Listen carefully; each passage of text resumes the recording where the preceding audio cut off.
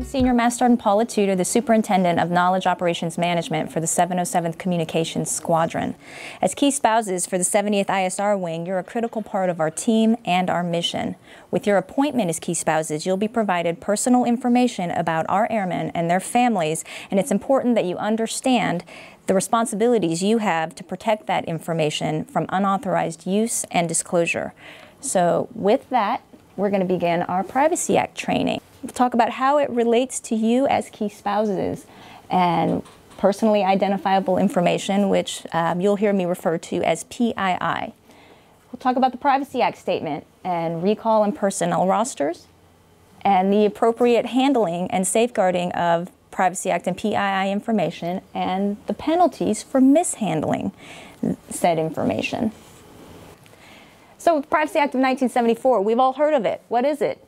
It is legislation that was passed by Congress to safeguard, gather information about you against your right from unwarranted invasions of privacy.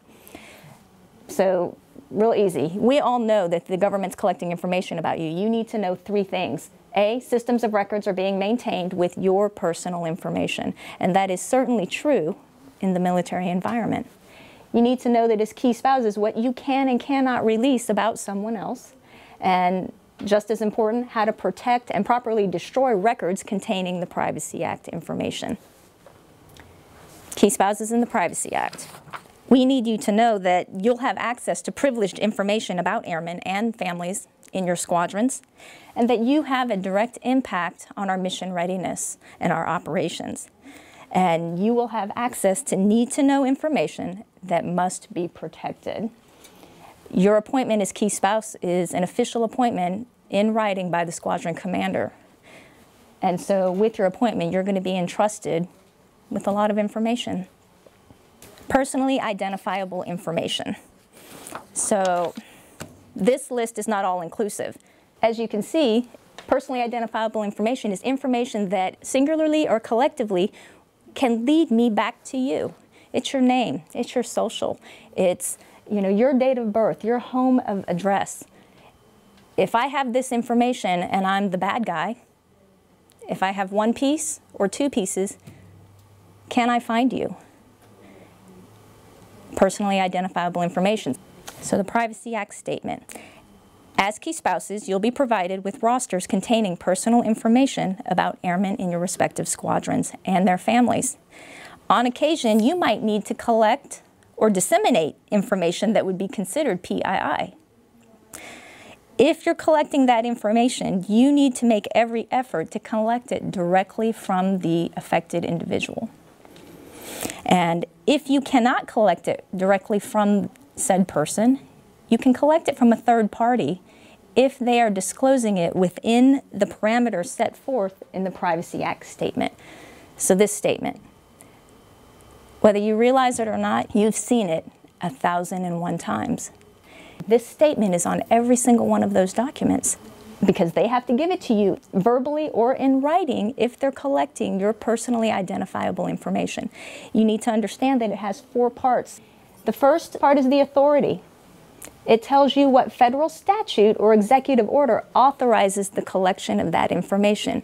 Again, this information, the government is asking you to give the information and they have to protect you as an individual from unwarranted invasions of your privacy. So they have to tell you what their legal boundaries are to ask you for that information. The principal purpose, why you're collecting it, and what you intend to do with it. The routine use is how this information will be used outside of the DoD, and that's a key word, outside of the Department of Defense. Because again, you're being asked to provide this information in your capacity as military family members, right? So that information logically is going to be used for some DoD purpose, some purpose within the Department of Defense, within the Air Force, within your squadrons. If they are going to use it outside of the Department of Defense, it has to be stated here in the routine uses. Disclosure. Whether that disclosure is mandatory or voluntary, and the consequences for non-disclosure. So a lot of times, you have the option of providing your information. You can say, I'm not going to do that. I don't want to give you my social. They can't make you, right? But it would be stated here what the consequences for that non-disclosure would be. So make sure that you always read the Privacy Act statement when you're providing your information, because it gives you a lot of information on whether or not you have to provide the information, what it's going to be used for, and what protections are in place for you. As we mentioned earlier, as key spouses, you'll have access to various personnel rosters. In accordance with the Privacy Act, those rosters are for official use only. Again, your appointments as key spouses, that's an official appointment by the squadron commander. So the information to which you have been given access is for official use only. If you plan to extract information from those rosters and intend to turn them into an alternate format that maybe perhaps better suits your needs, you need to make sure that when you're developing those rosters, they have two things. One, they have to be marked at the top for official use only, FOUO. You'll see that quite often. Any document that you create with said PII information has to have that for official use only statement. It says the information herein is for official use only, which must be protected under the Freedom of Information Act of 1966 and the Privacy Act of 1974 as amended. Unauthorized disclosure or misuse of this personal information may result in criminal and/or civil penalties. That is very important. Failure to do so would be considered PII compromise, so we want to avoid that. So next we're going to talk about safeguarding Privacy Act and PII data. You have a responsibility to safeguard that information, so you don't want to leave it just sitting out on a desk. Use those cover sheets.